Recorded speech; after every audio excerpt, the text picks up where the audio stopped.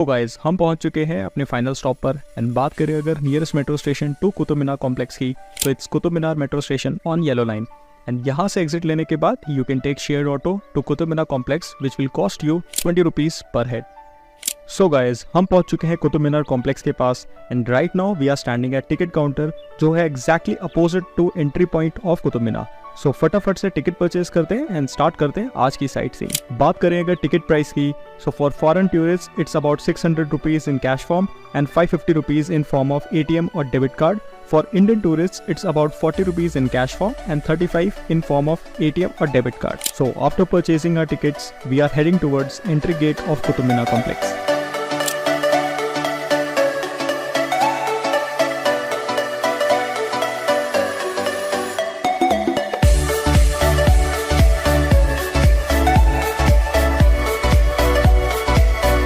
आज से करीब 800 साल पहले इसे इंडिया के first Muslim ruler Qutbuddin Aibak द्वारा कंस्ट्रक्ट किया गया था। इसके बेस का डायमीटर 14.32 मीटर है और टॉप का डायमीटर 2.75 मीटर है और इसकी total actual height almost 72.5 metre है। ये ना ही इंडिया का सबसे फेमस मीनार है बल्कि इसे दुनिया का सबसे टॉलेस्ट ब्रिक मिनारेट भी कहा जाता है, जो कि आज के टाइम में पुराने जमाने के इंडियन इस्लामिक आर्किटेक्चर को बहुत ही अच्छी तरीके से रिप्रेजेंट करता है। कुतुब मीनार जिस जगह पर बनाया गया है उसी जगह पर आपको कई और ऐतिहासिक मोन्यूमेंट्स आज के टाइम देखने मिलेंगे, जैसे कि अले मीनार जिसे इनकम्प्लीट मीनार भी कहा जाता है, एक आयरन पिलर, कुव्वतुल इस्लाम मस्जिद और 700 साल पुराना एक मदरसा। और ये सब मोन्यूमेंट्स एक कॉम्प्लेक्स के अंदर में है जिसे कुतुब कॉम्प्लेक्स भी कहा जाता है। तो आइए दोस्तों आज की इस वीडियो में जानते हैं कुतुब कॉम्प्लेक्स का इतिहास।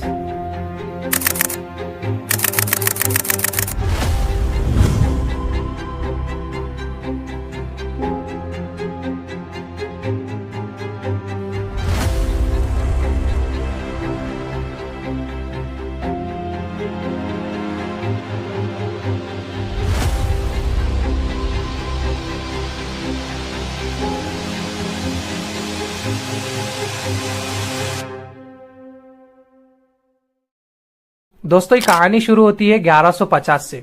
सेंट्रल एशिया की एक तुर्किक फैमिली में कुतुबुद्दीन ऐबक का जन्म होता है और उस टाइम में इंडिया के नॉर्थ ईस्टर्न साइड में घुरिद सल्तनत की हुकूमत बहुत ज्यादा बढ़ चुकी थी और जो घुरिद सल्तनत के रूलर थे उनका नाम था मोहम्मद घोरी, जिन्हें हम लोग मोहम्मद ऑफ घोर के नाम से भी जानते हैं। कुतुबुद्दीन ऐबक जब छोटे थे तभी ये मोहम्मद घोरी को एज अ मजदूर के रूप में बेच दिए गए थे। जी हाँ दोस्तों, मजदूर लेना और देना ये उस टाइम में बहुत ही कॉमन बात हुआ करती थी राजा महाराजाओं के लिए।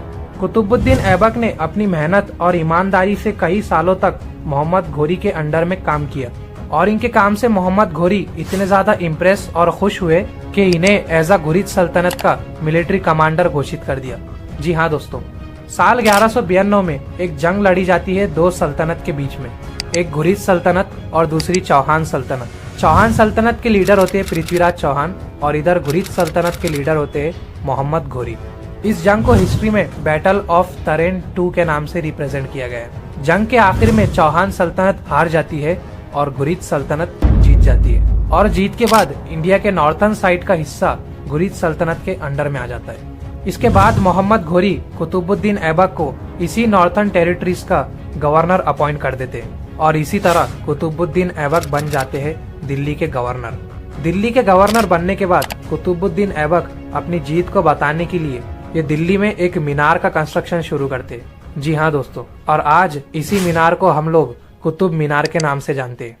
1192 में कुतुबुद्दीन ऐबक कुतुब मीनार की फाउंडेशन स्टार्ट कर देते हैं। इसका जो आर्किटेक्चर और डिजाइन है वो अफगानिस्तान के मीनारेत ऑफ जाम से इंस्पायर्ड होकर बनाया गया है, लेकिन फिर भी ये मीनारेत ऑफ जाम कुतुब मीनार के कंपैरिजन में 7.5 मीटर छोटा है।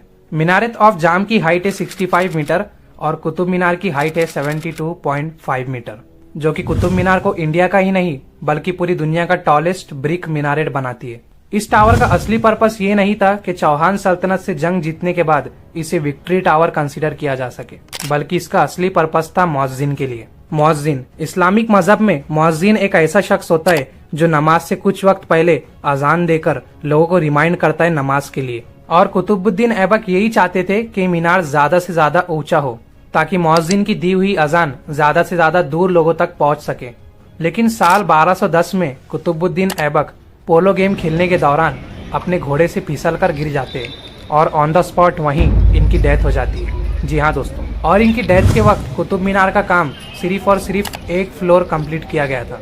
कुतुबुद्दीन ऐबक की मौत के बाद कुतुब मीनार का कंस्ट्रक्शन हैंड ओवर करा दिया जाता है शमशुद्दीन इल्तुतमिश के पास, जो कि कुतुबुद्दीन ऐबक के सन इन लॉ और बहुत ही भरोसेमंद सोल्जर थे। और फिर शमशुद्दीन इल्तुतमिश कुतुब मीनार का दूसरा, तीसरा और चौथा फ्लोर कुछ ही सालों में कंप्लीट करा देते हैं। साल 1369 में कुतुब मीनार का चौथा फ्लोर बिजली गिरने के कारण बहुत ज़्यादा डैमेज हो जाता है और उस टाइम के सुल्तान फेरोज शाह तुगलक कुतुब मीनार के फोर्थ फ्लोर के साइज को रिड्यूस कर देते हैं और इन्हें 2 फ्लोर्स में सेपरेट करके इन्हें फिर से रिकंस्ट्रक्ट करते हैं। सो दोस्तों, आज के टाइम आप जो कुतुब मीनार देखते हैं वो हिस्ट्री में 3 अलग अलग लोगों द्वारा बनाए गए।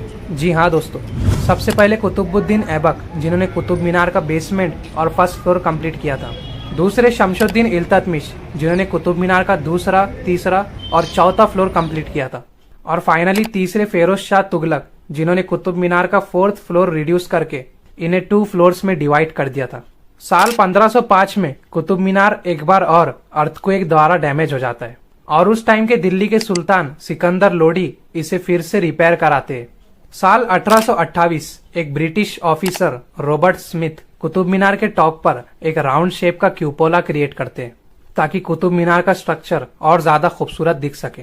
लेकिन साल 1848 यानी 20 साल बाद इंडिया के गवर्नर जनरल विस्काउंट हरदिंगे के इंस्ट्रक्शन द्वारा इस क्यूपोला को टॉप फ्लोर से निकालकर ग्राउंड फ्लोर पर शिफ्ट करा दिया जाता है। जी हाँ दोस्तों, और दोस्तों अगर आप आज भी कुतुब कॉम्प्लेक्स में जाएंगे तो ये स्ट्रक्चर आपको ग्राउंड फ्लोर पे जरूर देखने मिलेगा, जिसे स्मिथ्स फॉली के नाम से भी जाना जाता है। आयरन पिलर कुतुब कॉम्प्लेक्स का दूसरा पॉपुलर स्ट्रक्चर है आयरन पिलर। दोस्तों, आपने अपनी डेली लाइफ में ये तो जरूर देखा होगा कि जो लोहा होता है यानी आयरन, अगर हम उसे बहुत टाइम तक यूज ना करें तो उस पर धीरे धीरे जंग लगना शुरू हो जाता है। और ये लोहे के बारे में एक फैक्ट भी है कि लोहा लोहे को ही मार सकता है अपने खुद की रस्ट की वजह से। कुतुब कॉम्प्लेक्स के इस आयरन पिलर को आप जब देखोगे तो आपको ऐसा लगेगा कि ये पिलर कुछ ही साल पहले बनाया गया है, क्योंकि ये पिलर पर आपको ना तो जंग देखने मिलेगा और ना ही रस्ट की लेयर देखने मिलेंगी। इमेजिन कर सकते हो दोस्तों, 1600 साल पुराना लोहे का स्ट्रक्चर आज भी वैसा का वैसा ही खड़ा हुआ है और वो भी बिना जंग के। जी हाँ दोस्तों, ये आयरन पिलर 1600 साल पुराना है। इसे 4th सेंचुरी सीई में गुप्ता सल्तनत के राजा चंद्रगुप्त II के अंडर में क्रिएट किया गया था। लेकिन आज भी एग्जैक्ट क्लियर नहीं है किस आयरन पिलर को किस पर्पस के लिए और किस मेटलर्जिस्ट ने बनाया था। हाँ, इतना जरूर कहा जा सकता है कि उस टाइम के लोगों के पास बहुत ही ज्यादा एडवांस मेटलर्जिकल स्किल्स थे, जिन्होंने इस आयरन पिलर को ऐसे क्रिएट किया कि 1600 साल बाद भी इस पर जंग ना लग सके। कुतुब मीनार पर जिस तरीके से अरबिक लैंग्वेज में कार्विंग किया गया है, सिमिलरली इस आयरन पिलर पर भी संस्कृत और ब्राह्मी लैंग्वेज से इंस्क्रिप्शन किया गया है। इस पिलर की हाइट 7.2 मीटर्स है और इसका डायमीटर 16 इंचेस का है और इसका वजन ऑलमोस्ट 6 टन के बराबर है। कुव्वतुल इस्लाम मस्जिद, ये एक ऐसी मस्जिद है जिसे इंडिया के सबसे पुराने मस्जिदों में से एक भी कहा जाता है। इस मस्जिद का कंस्ट्रक्शन कुतुबुद्दीन ऐबक द्वारा 12th सेंचुरी में किया गया था। इस मस्जिद पर आपको इस्लामिक आर्किटेक्चर्स तो देखने मिलेंगे ही, साथ ही साथ हिंदू आर्किटेक्चर्स और हिंदू आइडल्स के कार्विंग्स भी देखने मिलेंगे। जी हाँ दोस्तों, इसके अलावा कुतुब कॉम्प्लेक्स में एक मदरसा भी क्रिएट किया गया है, जो कि 1315 में दिल्ली के रूलर अलाउद्दीन खिलजी द्वारा बनाया गया था। अलाउद्दीन खिलजी अपने दौर में इस्लामिक एजुकेशन को बहुत ज्यादा फैलाना चाहते थे और इसीलिए इन्होंने इस मदरसे को क्रिएट किया ताकि ज्यादा से ज्यादा लोग इस मदरसे में आ सके और इस्लामिक लर्निंग और एजुकेशन सीख सके। इनकम्प्लीट अले मीनार, साल 1300 AD में अलाउद्दीन खिलजी अपनी खिलजी सल्तनत की पावर बताने के लिए ये एक मीनार का काम शुरू करते हैं। जी हाँ दोस्तों, और अलाउद्दीन खिलजी की इमेजिनेशन ये थी कि ये चाहते थे कि ये मीनार कुतुब मीनार के कंपैरिजन में 2 गुना ज्यादा बड़ा और चौड़ा होगा। लेकिन इतना सब होने से पहले ही साल 1316 में अलाउद्दीन खिलजी की ही मौत हो जाती है और इनकी मौत के कारण इस मीनार का काम हमेशा के लिए रोक दिया जाता है। ये मीनार आज के टाइम भी आपको कुतुब कॉम्प्लेक्स में देखने मिल जाएगा, जिसे खासकर अले मीनार भी कहा जाता है। कुतुब कॉम्प्लेक्स के सारे मॉन्यूमेंट्स अपने आप में एक बेहतरीन मास्टरपीसेस है। इतनी बारीकी से कार्विंग्स और इंस्क्रिप्शंस और इतना ज्यादा मेटलर्जी का ज्ञान, ये सब चीजें ऐसे है जो आज के टाइम भी हमारी मॉडर्न टेक्नोलॉजी को चैलेंज करते हैं और इसीलिए कुतुब कॉम्प्लेक्स को 1993 में यूनेस्को संस्था द्वारा वर्ल्ड हेरिटेज साइट भी डिक्लेयर किया गया है। और दोस्तों, अगर आपको भी कुतुब मीनार की हिस्ट्री अच्छी लगी हो तो इस वीडियो को लाइक कर दीजिए और ऐसे